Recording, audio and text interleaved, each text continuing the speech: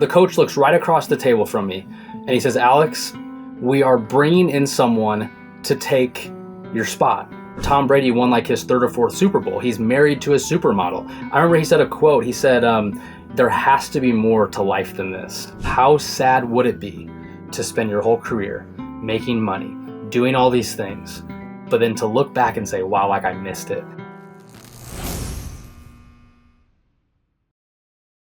Before we jump into this episode, I'd love to invite you to be a part of the community where you can listen to more content to help you be a smarter, stronger, and better equipped, successful leader. All you have to do is hit that subscribe button. I would love and appreciate your support. It's amazing to me to watch the community grow and read all of your comments each and every week. I can't wait to go on the journey with you. Thank you so much, and it means the world to me. Welcome to the Impact Driven Leader podcast with your host, me, Tyler Dickerhoof. On today's episode, I am joined by Alex Demczak. Alex is a former SEC quarterback at Missouri Tigers. I will not get into that. As a Buckeye fan, we'll leave it alone. Alex is a keynote speaker, an entrepreneur, author who challenges businesses, schools, and teams to maximize their impact. He is a multi-author. He's an author of The Sale with John Gordon. He also previously wrote Thrive You. He's also the co-founder of Streamline Books, a company that helps individuals become authors, and Speaker School, which helps individuals become speakers. Alex, thanks, man. Tyler, thank you for having me, man. We have so many mutual friends. I'm looking forward to this. The one thing is I am so honored that you had a former Mizzou Tiger on your show being a Buckeye, man. Not to bring it up right as we start, but man, that bowl game had to be pretty tough for you to watch, man. Okay, so one final question as we end today. So I'm a Buckeye for sure. I will own it. I'm a Buckeye for life. I was born there, raised there, did not graduate from Ohio State. I went off to other pastures. But here's the way I look at that. It wasn't as bad as when we got destroyed by Clemson 31-0 that I took my 8-year-old son to. And so while he was equally upset at 15, I also looked at it to say we had multiple first-round draft picks sit out of that game, and or a transfer quarterback who was, I believe, 12-1 as a starter, leave. So I kind of look at it as Missouri played the second-rate version of Ohio State, but that's okay. Hey, however you got to look at it, whatever allows you to sleep at night. But you're right. There was like the third string quarterback. I will say, though. It was a true freshman quarterback. It was a true freshman. Now, when your son watched the Clemson game with you, is he like now a Clemson fan after that beatdown, or was he still a Buckeye? So this is the story about that. It was in Glendale, Arizona, at the stadium there, and it was a drubbing. It was ugly. And third quarter, we're sitting there, and he's little. He's standing on the seat beside me, and tears just start rolling down his face. And he is just like distraught. He's like, oh my goodness. And we end up leaving the middle of the fourth quarter because it was just bad. It was just two of us. He was like, all right, let's get back to the hotel. And as we're walking out of the stadium, we're trying to find our Uber to get to the hotel. He goes, Dad, you know what? They just need to go home, work hard. They'll be better next year. So actually, it was one of those great lessons of life that he learned. And it was a fun experience as a dad to have with a son that, is starting to figure out, what does competition look like? How do you compete? Where does this go? He was equally upset this year, but yet it was different. So, we could talk this whole time about college football. There's a lot of elements. We'll probably dip back into it. And it's to your point, man, it's those principles you learn. That's really cool. Just even that teachable moment, man. That's what it's all about. Yeah. And I think, if we look and we kind of, say the work you're doing, the work that myself and others, we talk about our mutual friends are doing, I want to get into kind of the work you've done, whether it's going from a quarterback to what you're doing now and life lessons. And, in the book, The Sale, you wrote all about integrity. Take us on a journey how that became such a pivotal mark for you that's kind of propelled you into what you're doing now. So when I was in college, like many of your listeners, I was having success academically. Things were going great. In sports, I was a walk-on quarterback at Mizzou. Life was good. I really had it's kind of like when you're in the zone, maybe at work or at school or sports, you're feeling great. That's where I was at. And going into my junior season, I thought, okay, this maybe is the time where I'm moving up in the depth chart, moving up in the world, right? And going into that junior season, I'm feeling good. I show up to the meeting room where in the past the meetings were super chill. It was just like, hey, let's have a great year, no big deal. But I show up going into my junior season, and I walk into the room, and instead of one coach being there, there was three. So that was different. And as I'm going into the room, one of the coaches stands up and he closes the door behind him. And so I'm thinking, okay, I'm not the sharpest tool in the shed, but something's not great here. And so the coach looks right across the table from me and he says, Alex, we have over scholarshiped at quarterback. We are bringing in someone to take your spot. And at that moment in my life, it was kind of the first time I'd ever been told, like, you're not good enough or you don't measure up. And he said, you have two options. Option number one is you're cut. So it wasn't really an option. He just said, you're cut. Thanks, but no thanks. And option number two is you can stay on the team as this volunteer assistant coach, no pay, but like we could create a role for you. And he's like, by the way, you need to decide right now what you want to do. And so as you can imagine, my mind is, my mind's racing. Like, what do I even say? I'm so emotional in my mind. I'm just like, are you kidding me? I've given my life to this and this is how you, right? And so in that moment, I just said, I guess I'll stay on as this coach, whatever that means. And they all stood up, they shook my hand, they walked me out of the room. And I remember walking in the hallway past the quarterback who took my spot. I knew who he was. He's happy. I'm obviously not. I remember going out to my truck and just parking somewhere. And man, I remember just letting loose, just crying, feeling so humiliated. Like I'm this kid from a small town with all these dreams. And I had all these aspirations. And like, this is how now my story ends, right? And so we had a few weeks before the first practice. And man, that was a tough few weeks for me. It was like almost like an identity crisis. And I remember going into that first practice thinking, you know what? Maybe I'll do this whole coaching thing. Maybe I'll make a positive impact. And so I show up the first day of practice thinking, you know what? Maybe they're going to give me this huge coaching role. I'll have this big platform, right? And I walk into the facility and one of these assistant coaches, he kind of barks at me and he says, hey, Alex, I want to show you what your job's going to be. And I'm like, sweet, put me up in the press box, let me call plays. Yeah, that's what I'm thinking, right? Well, he walks over and he hands me this yellow flag. And for your listeners, it's like a yellow referee flag. And he shows me the flag and he says, Alex, in practice, we need to work on our discipline. And so we need you to take this flag. And when someone jumps off sides in practice, we need you to take it and throw it down. Like literally, he just like threw it. And the worst part about the whole thing, Tyler, is he demonstrated how to throw the flag down twice.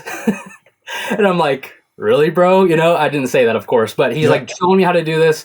And long story short, my entire junior season, I'm throwing the flag at practice. I'm making copies for the coaches, the practice plan. I'm making coffee for the coaches. I even have to make the quarterback who took my spot look better at practice. And so, man, there's so many stories I could tell you, but for the sake of time, that year stripped me of my identity, who I thought I was, so many things, man. The sheer humility of being brought low in that scenario. I mean, I have relationships now with guys who are still in the NFL who, man, just were forged through that time of me sticking with it. And I had 1 year of eligibility left. I knew I wanted to get back on the team as a quarterback. And so literally, Tyler, I'm like at practice, running sprints with the quarterbacks in my street clothes. I'm doing anything I can to add value that year. There's so many stories I could tell, but long story short, I get back on the team my senior year. We go to the Citrus Bowl. We beat Minnesota. It's like an awesome ending to my career. But the reason why I want to start this podcast sharing that kind of humiliating story to you is that now, and you asked it, how does sports transition to business? Now when I go speak, my message is that leadership requires no title. And I think it's so true. So often you graduate, you get into a job and you get in your own head because you're like, who am I? Or man, I'm not the boss, so I can't really make an impact. And so I think that's my message as I go speak to different companies and teams. It's like, man, I had to go through that really humiliating time to kind of find out who I was, but also to now I can encourage people. When I go and speak to a sports team and there's a player who's out for the year with an ACL tear, I'm that much more compassionate to be like, look, bro, you have a platform. You can still make a difference even from your current place. And I have compassion now for that person because I went through in a way what they're going through. So man, it's crazy to think about the things in life that we go through and how they affect us years down the road. But in the moment, man, it is so hard. And I think that's part of my message to people is you never know the impact you can have after these trials that refine you in your life? Going back to that moment, sitting in the quarterback room, those coaches, and they're asking you, right? And then after that, like, how much did that affect you? Like, you described a situation where mentally you were strong, right? You would do those jobs, but how did that mentally phase you? And how did that affect your worth? Dude, in a big way. That's a great question, because think about it. I'm a junior in college. I'm used to You're walking. 2021, Yeah, maybe? I'm used to, yeah, exactly. I'm used to walking around campus and people are like, "Oh, hey, Alex, how's football going?" Right? And so now, like, you walk by someone on campus, "Oh, hey, Alex, how's practice?" Well, now I have to say, "Oh, you didn't hear. Sorry, I actually got cut." Like, it's just such like, it's not a good pickup line. It's not a good conversation starter, right? And I think I was my wife, who I've been married to for 8 years, 7 years now. We were dating probably, so it didn't even matter if it was a pickup line. But my point is, like, it was just awkward, man, and it was hard. Like, I was honestly embarrassed to tell people that, and it was because, to your point, football was such a big part of who I was. And so if I had a bad practice, well, my night was ruined because it was who I was and my identity was tied to that. And so in that moment, when it was stripped of me, it was like, who am I? What value can I even provide? And I think, man, that's where it comes back to your foundation in life. If you do have your foundation in something that can be shaken like that, man, that's what can easily happen. But I think, man, it really taught me, I can't have my foundation in something that can be taken away in a second in that way. In the book, The Sale, that you wrote with John Gordon, you describe a situation where the main character, Matt, is a salesman at an aerospace company, for those that haven't read it. And one of the things that being a salesperson, a lot of your identity is tied into what sales you make. Yeah. And so as you think about that, obviously you wrote that, how much of that, kind of mental framework was informed from your experience of, like, oh, you didn't get the job, you didn't get the sale, and how that really ties in the identity. Just help me, help the listeners kind of make that bridge between your experience and then what you wrote about in the book. Yeah, there's a great tie in there. That's a great observation, because you've read the book, and I appreciate you taking the time to do that. So the book, The Sale, that John and I wrote, it's a leadership fable. And so Matt, the main character, life is good for him, right? At work, things are going good. But at home, things are not. They're in shambles. And his wife, Kendra, tells him, "Look, I'm raising these two kids alone. Like, I need you to provide." And his response in arrogance is essentially, he says, "Provide? I make more money in 1 month than the average person does in a year. Like, who are you telling to provide?" Right? And that's his response. And so, as you can tell, there's this turmoil at home. And so, as you were saying, in the storyline, Matt gets the opportunity to make this sale of a lifetime, right? It would make him $7 million. And I don't know about you, Tyler, but for me, that's a lot of money. It might be chump change for you. No, but man, no, that's a lot. I take it. Yeah. I take it. You take it. So he has the chance to make $7 million, make the sale, or if you read the book, to move forward with the sale, they'd have to lack integrity in some major ways. And so I can't tell the end of the story for your listeners. They have to check it out. They got to read it. Yeah. They got to read it, of course. They got to make a sale on them. But I think the principles of integrity that he learned from his mentor in the book are so true, because it's, what are the foundational principles when it comes to building trust with others in sales or in business? How does that apply in your industry? And it's so applicable. And that's why when I go speak about this at a team, it's like, oh my goodness, like, we're dealing with these exact issues all the time with our employees, with our team members. And so there was a lot of parallels, man, because I spent about 5 years in sales before I ultimately became a full-time speaker. And so, in some ways, I would sometimes make the sale for the commission, or I would make the sale not really thinking what's the best interest for the client, what is going to make their life better, and what's going to be the best benefit to them. And so I think as salespeople, there is that line of, hey, I need to be completely transparent. I need to be open. I need to tell the good and the bad, and let the consumer, customer make the right decision. I need to be honest and forthright in the way that I present it, even if it doesn't sound great. So you bring up integrity, and that's obviously a central point in the book, but it seems like the integrity that you moved from a scholarship player to non-scholarship to just, hey, you're a servant, right?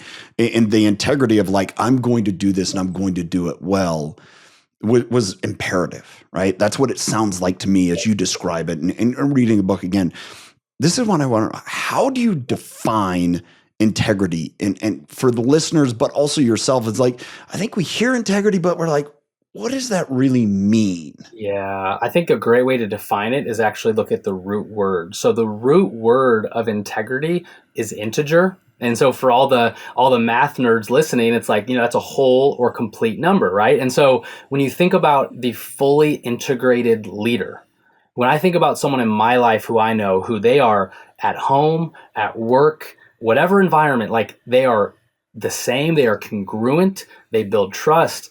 That is integrity to me, is being whole. And I think a lot of times we assume, okay, who I am at work is different than who I am. And obviously there's certain elements that you have to do certain things at work that you maybe wouldn't do at home.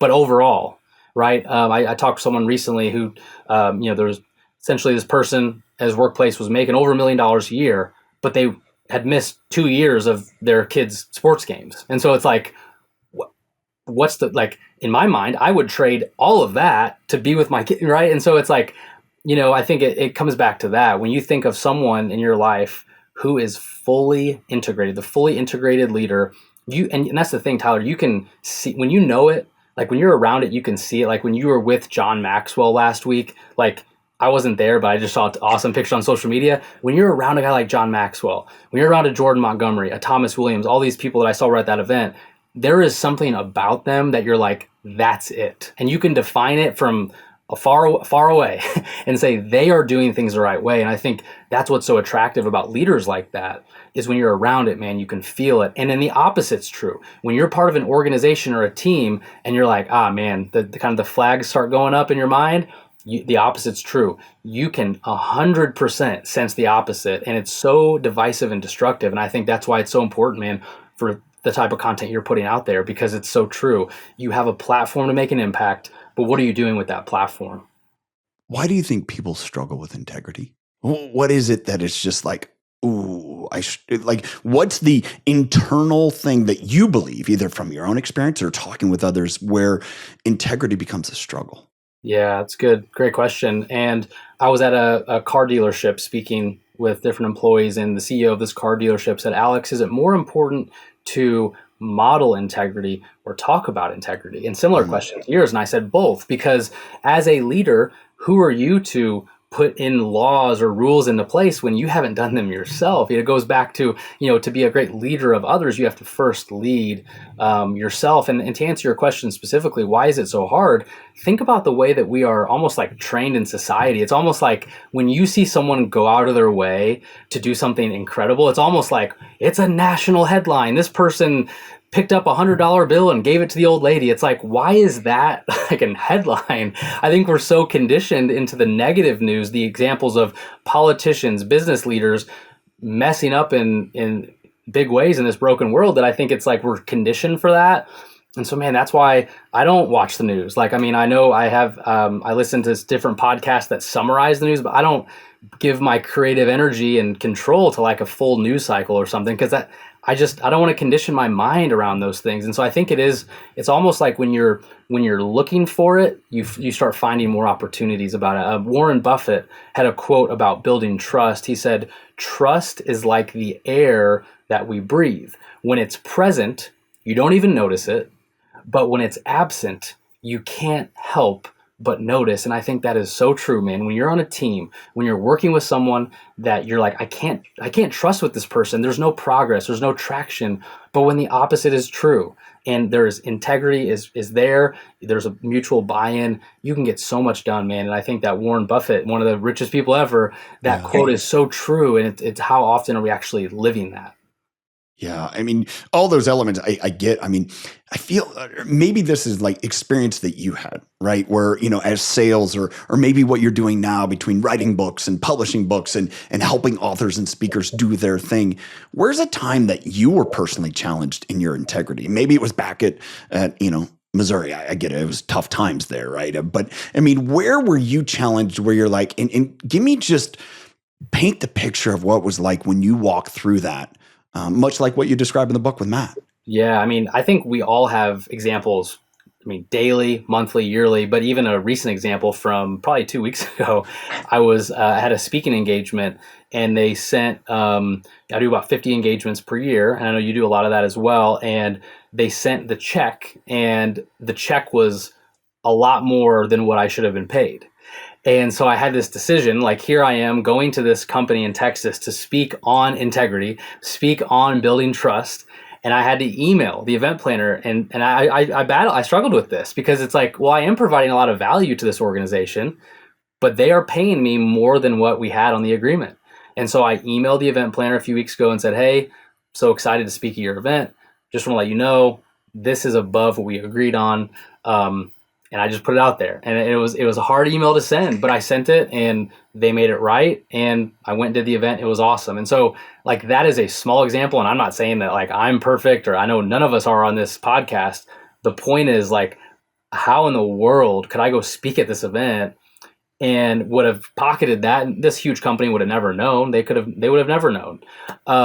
But I think there's like these little examples we have every single day where it's like, what will I choose? Because the reality is, I think we forget how often some of these decisions impact us and affect us. Because, man, I'm sure we could all think of examples of like, man, I was trying to be someone who I wasn't, or like the quote of like Will Smith or whoever said it, of like, you buy things with money you don't have to impress people that don't care. It's like we make these decisions, and it's like we don't think about the ripple effect. We don't think about the wake that it creates in the background. So that's a recent example.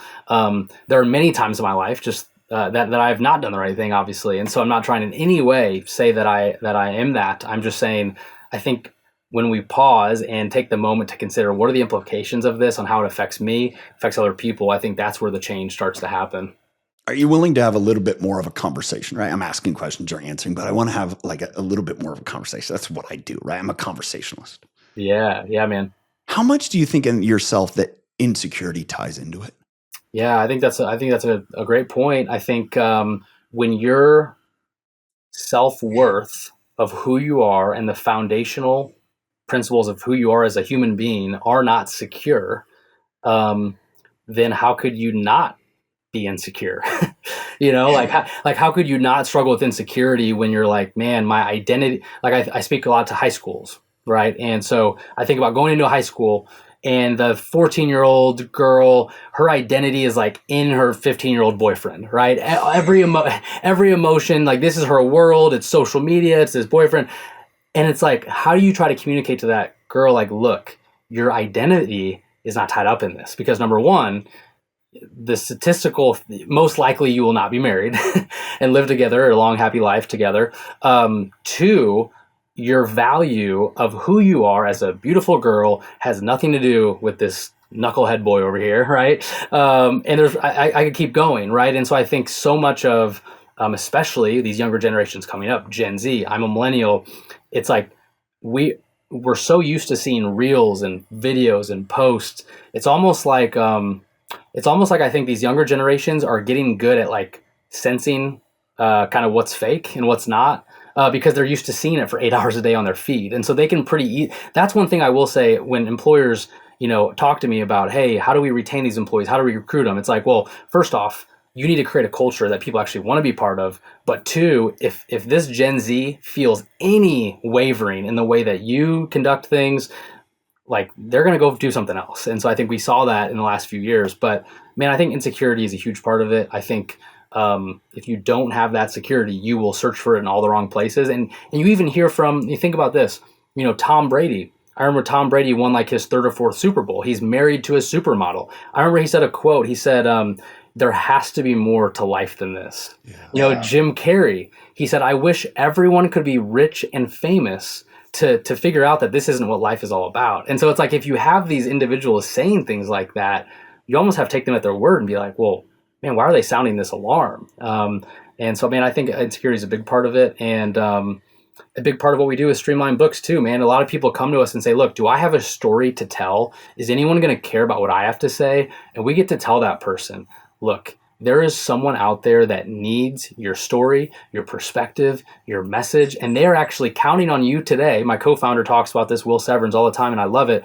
There is someone out there today counting on you. They're counting on you to get better today, to serve them in the future. You don't know who they are. They don't even know you yet, but they are counting on you. And I think, man, that's so important. Man, there's a lot of ways to go with that just last comment, especially if we're talking about personal development and leadership, our world today, cultures, right? Focusing on the right things rather than the bling things, the what it was 10 years ago. When you were starting into the workforce, right, it was classic, oh, we have this amazing workout facility. We have ping pong tables. We, have all these different events. And I think what was lost in that was the genuine quality that you mentioned, that my kids who are, the youngest Gen Z, they're teenagers right now. And I shared this with someone right before we got on this call, is they are so attuned. Like they don't even realize how attuned they are to what's real and fake. And I believe as I see them and tying this back into insecurity, it's when we're real, people respond, and it's that integrity that we're real and we're not trying to put this mask over us. I believe that's what this great movement forward in a culture is saying, hey, be real, but to not take too long in this monologue, but saying, I think that's what so many salespeople like Matt, so many sales managers like Tony, who you referred to in the book, are challenged because for years they said, if you're real, you're going to get destroyed. Yeah. And now all of a sudden we're saying, whoa, our society is asking you for you to be real, but for 20 years, be real and you're going to get eaten and destroyed. So it's kind of this major conundrum we have in our society is what I see and believe. Give me your feel on it. That's so true, man. You could have a mic drop right after that, because the reality is, like, if you think about the Great Resignation during the last few years, when it was the pandemic, all those things, think about trying to explain to your grandparents or whoever in those generations, like, hey, grandpa, I'm 25, 20, whatever, 30 years old. I'm going to quit my job. Even though it's a great job, it pays the bills, I'm going to quit because I'm passionate about something else. Your grandpa's going to say, Sonny, you stay in your job, you'll work hard. That's what I did for 40 years and that's why I'm retired and I have a pension, right? But you and I know, those days it's over, it's changed, it's different. And so I think that's the what I try to communicate when I go to these companies and speak to people who are sometimes older than me, of look, I am an example of someone who literally quit my job during the pandemic. I'm one of the stats of the Great Resignation, and I even worked for a great company, but I just knew that I was called to different work. And I stayed at the company I did for so long because they allowed me to do that. They allowed me to have this side hustle and crush it at work. And so I think there is this give and take. And you're so right. You are so right. Even you said be real a few times, like that social media app, Yeah. My wife uses it and it's funny, but it's true. I think even I've been thinking of ways of how can I not just post oh, I had a great time speaking at this event. How can I actually add content that's valuable, that's real, of man, this speaking engagement didn't go too well. Here's what happened, or, that's a constant thing that it's in my mind and that I'm trying to work towards as well, because yeah, man, it's you gravitate towards those people who are real, who are genuine, and it all does start with who you are foundationally. So let's talk about, some of those instances. You're speaking in an organization, right? You're speaking to an organization. I'm going to keep referencing the book, right? Like Turnbow, right? The aerospace production company, and you're speaking there. And you're talking to the senior leaders and we're discussing, integrity and leadership and influence. And they have a younger generation and they're trying to lead, right? How do you encourage them to foster this environment of integrity in their organization when, again, going back to so much of their career was hey, be integrous, but man, it's a dog-eat-dog world out there. If you don't go get the worm, somebody else is going to go get it, and you're just going to get eaten alive. Yeah, that's a great point, man. And you named something really important. I think this is where the trust has to come in, because the generational gap, I think it's so easy for those older folks to look at this younger generation and say things like, well, they just come into work late. They, whatever the things are that they say, right? Fill in the blank. But I think what needs to happen and what is important, as hard as it is, I'm sure at times, is to acknowledge that, hey, while these younger generations, while there are definitely things that they could improve on, there are some very positive qualities. There are some, whether it's acknowledging, discernment between what's real and what's fake, between being passionate about something and actually pursuing it and going for it. The Great Resignation was a perfect example of like literally millions of millennials and Gen Zs quitting their job, or like even the stock, all the meme stocks that happened, or all these different crazy things, right?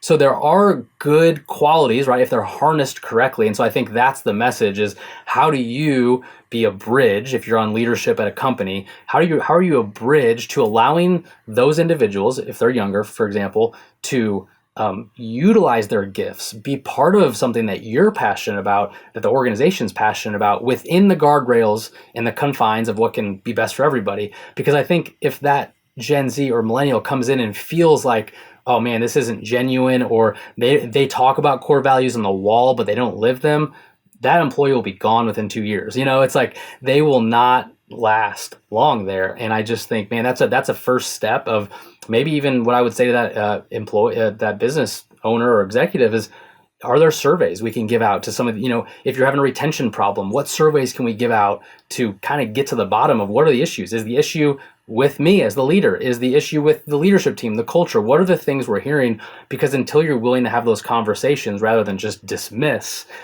it's hard to ever build traction. And then they say, oh, that's soft. That's soft. They're going to take advantage of us. They won't show up to work, right? You heard that. I've heard that. Yep. How do you respond to that? Yeah, think about it. Like, we both come from football backgrounds. Like, when I think about the discipline and all the things to be a college football player, all the things you go through, right? It's insane. And there's so much of that mentality.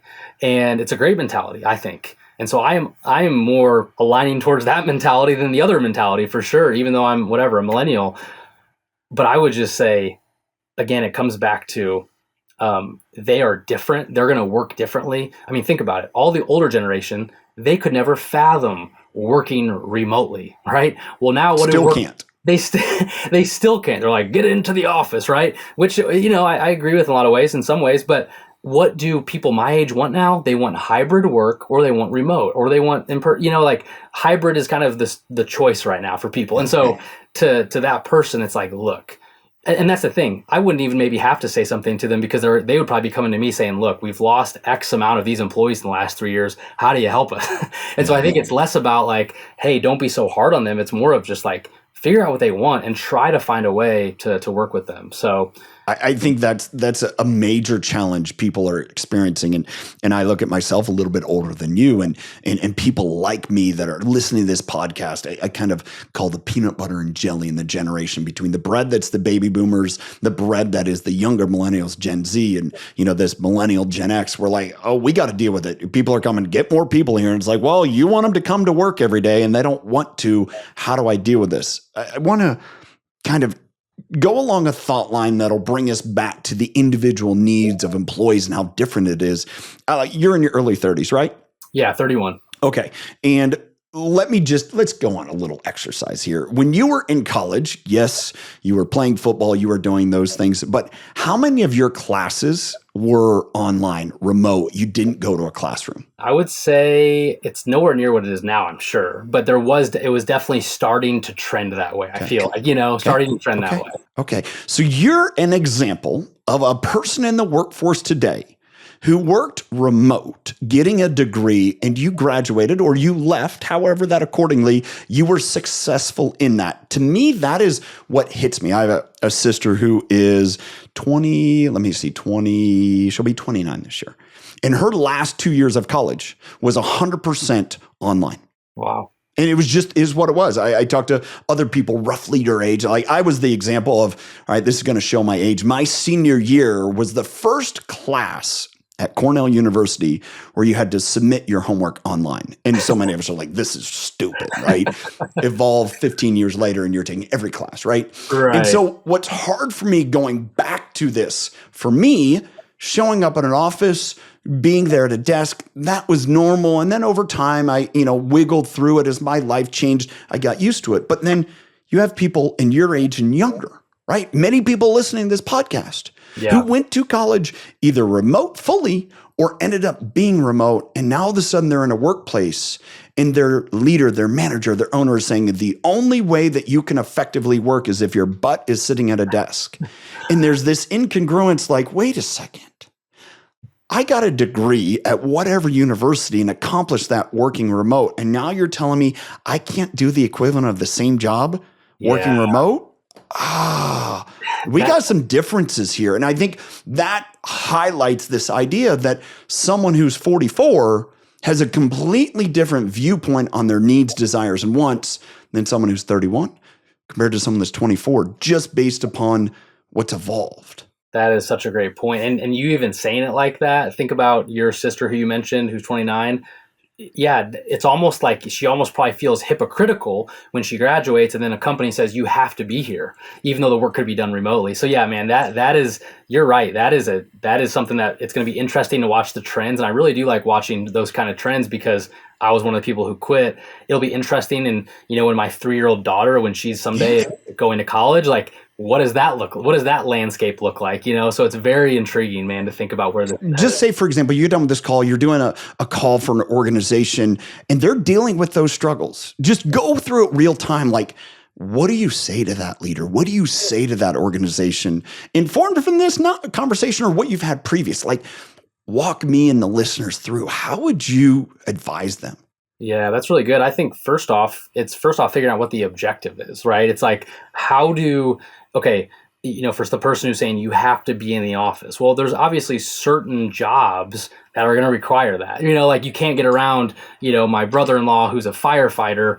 I mean, yeah, he's a stud, right? And he's going to actually have to like run in and save someone from a fire. So that is something that he can't do probably virtually. And maybe they can find out the technology. I'll have to ask him about that. But like, I think first it's defining the objective. Okay, so you have this college graduate with all these awesome, credentials, all these things, and you're telling them that they can't do this job, in remotely or hybrid. Okay, well, what are the objectives of that job? Okay, so they need to send out sales proposals. Okay, so you're telling me they can't do that electronic, or I think that's what was so eye-opening about the last few years, right? Of that we can learn, hey, we can be more efficient. And so I think it's one, it's the objective. It's two, it's like, what kind of culture do you want to create? Streamline Books, we are a virtual company. And so that's why I probably lean sometimes more that way, because that's what we do. But even with that, there are stretches where it's like, man, we need to get together. Like it's healthy to get together. And so even with our team, our leadership team, we are trying on a quarterly basis. We were just in Kansas City. We try to do events like that because there's so much breakthrough when we are at a table, when we are on a pickleball court, when we are in a library whiteboard session that happens from that. So I think it's what kind of culture are you creating? And then it's ultimately like, how can we somehow meet in the middle, serve each other, know that there's differences, know that, my dad works for the government, and so they have certain policies, different things too. And some people prefer to, like kind of the older generation usually prefers to come into the office. And so I think it's respecting both ways of doing it. At the end of the day, just having the measurable outcomes of what are we trying to do here?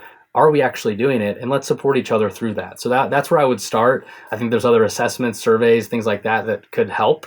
But from a diagnostic standpoint, I think that's where I would start.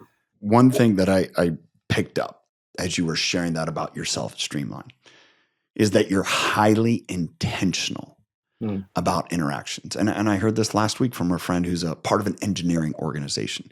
And he talked about this very subject of people come to the office and it just, man, they're not as effective when they don't come to the office, was his words. And again, this spurs my long theory of, dude, they were working remote before they ever came to your office and they were effective. Right. But what I heard from him is we want them in the office so our interaction is easy. You made this statement and very, boldly about your culture, the culture you have, in saying we value tremendously interaction. And so we are extremely intentional about it. And I think that's the great differentiator. You're taking an active route in developing that culture as opposed to culture by accident because you just happen to be there. Right? Hey, Alex, let's go to lunch because we're sitting here in the office and we'll go down the street to, Shenanigans, right?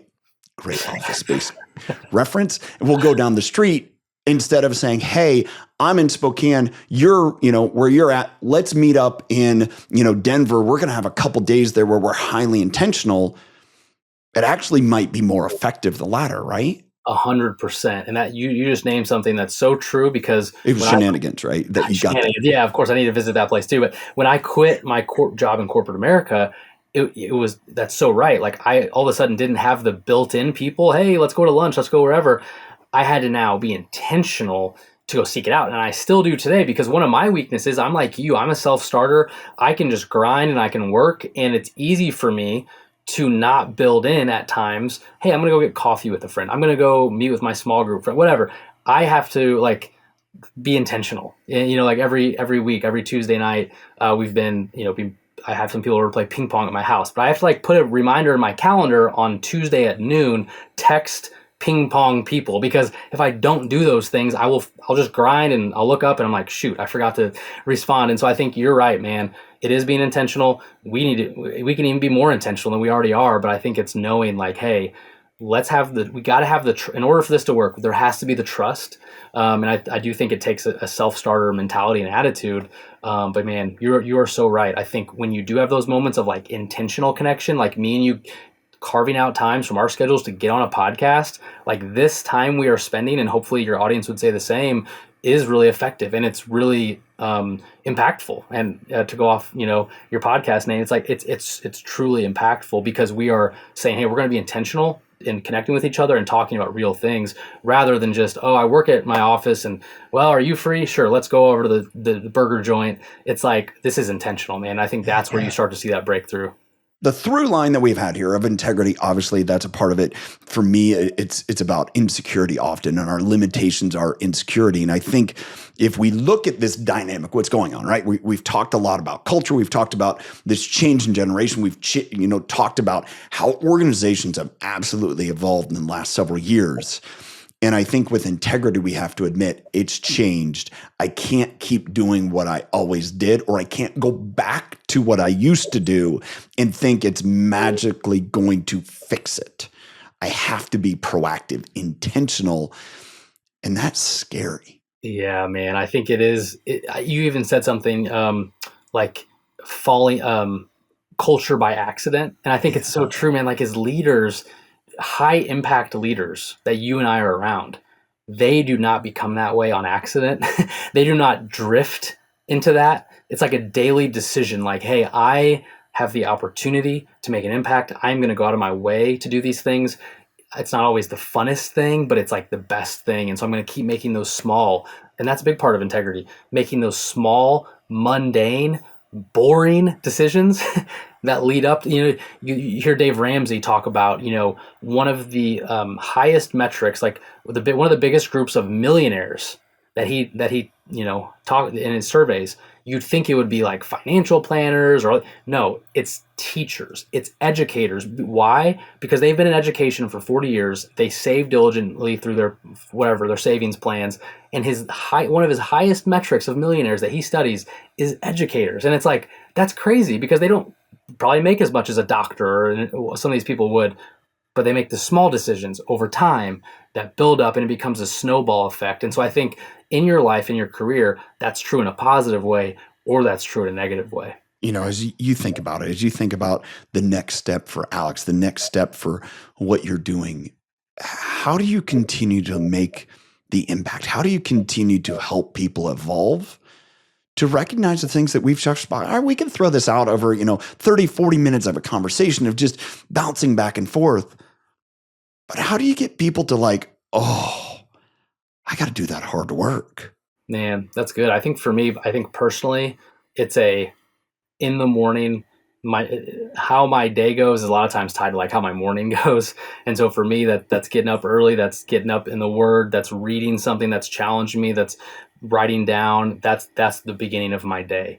If my day starts like that, my perspective is way better when there's a baby upstairs crying and I need to get I go into that way differently, right? And you can relate to that. Yeah. And so I think that's number one for me personally. Number two is just like, when I think about adding value to someone, like if you have a way to add value to someone's life. So for me, Streamline Books, serving as the CEO of Streamline Books, if I can help someone share their message through a book and share their story that allows them to go become a speaker, that allows them to share their story, their family history, whatever, that is adding value to their life. If I can go speak at an event where I can encourage one person in the audience, that's adding value. So I think when you start having this mentality of every place I go, how can I create and add value to others today?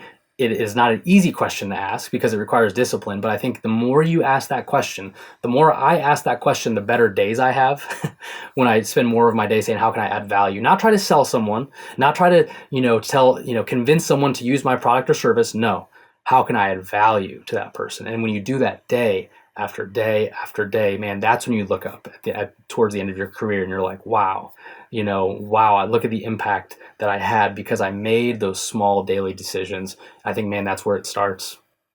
Jump ahead 20 years and you think about the impact, or you think about those listening in, the potential impact that they have. What piece does that routine, how do you see that playing out from an integrity, from okay, that's what it was about? Like, express that in a way that's kind of like, now I know what you're getting at, Alex. Here's the best way that I would express that. You said 20 years from now. So that would put my daughter, she's 3 to 23. My son, he's almost a year old. So they would both be in their 20s. So 20 years from now, I want the people who know me the best to respect me the most. And if you think about it, man, how like that to me is how you express what integrity looks like. And 20 years from now, if you and I are talking and we're on one of each other's podcasts and I can't say that to you, then I've failed. I don't care how much money I've made, what businesses I've started, doesn't matter. That is the metric. That is one of the most important metrics for me. And I think a lot of people would resonate with that because it's like, how sad would it be to spend your whole career making money, doing all these things, but then to look back and say, wow, like I missed it. I missed the opportunities that I had. And for me, like that's my biggest fear. And I think a lot of, when we talk about millennials and Gen Z, I think that's a lot of their fear too. And with some of the changes is I don't want to look back and know that I blew it, man. And so I think that's how I would express integrity, man. And I think I want to challenge your listeners with the same thing. Do the people who know you the best, can they truly respect you and love you the most because of the way that you have added value to their life? I appreciate that. I appreciate knowing someone, a mentor in my life who speaks that very same message as well, because it's been ingrained in me. And as someone who's 44, has teenage kids, I can't say that I've always done that well, but that's absolutely a commitment of mine. And it doesn't go without a lot of apologizing and a lot of ownership and a lot of, I screwed that one up. Yep. But it's also, I know that it's a part of my non-negotiable routines is like, this fall, come football season, I can guarantee I'm not traveling on weekends. And that's just part of my pre-decision made. And I think part of that routine and building that in helps ensure that happens, because I think you mentioned earlier, you just don't happen to be there. It doesn't just happen by happenstance. Yes, that's so good, man. One final question, Alex, as we talk about this and we talk about your journey, what's the thing that you're most proud of from that moment where they approached you in the quarterback room and said, you're either out or you humble yourself to where you're at today? Man, that's a great question. And I obviously didn't handle everything perfectly with my own mindset of just like, I was mad, I was angry in so many ways. But I guess to answer that question, probably the thing I'm most proud of is maybe just the people who were the wise counsel in my life at that time. Like the people who I'm still friends with today, the people who encouraged me when I was at my lowest. Like, man, that is what I'm proud about. I think about a mentor, Nathan Buxman. He was like he was with the athletic program, and he pretty much told me, he was like, look, you're part of this program. Your identity is not tied to how you play. You're here for bigger reasons. And I think, man, when I think about just my family being supportive, friends, like it's those relationships. And I hope that I can be that for other people when they're in situations like I was. Man, that's a great perspective, and the value of mentorship. As we wrap, where can people learn more about you, Streamline Books, Speaker School, all that stuff? Please share with the audience where they can find that. Yeah. So if you want to write a book, we would love to connect with you. Our website is writemybooks.com, writemybooks.com. And then my speaking website is alexspeaking.com. Again, that's alexspeaking.com. It has info on my speaking, speaker school, all the different things. Would love to help you as you maybe want to quit your job, become an author, a speaker. I would love to help you navigate those waters and make it a reality. All right. Well, thank you so much for your time. Thank you to all the viewers, the listeners for being here. Remember to subscribe on YouTube and wherever you listen to podcasts. By rating and reviewing each episode, you can help more people discover impactful leaders like Alex. Until next time, choose to lead with impact.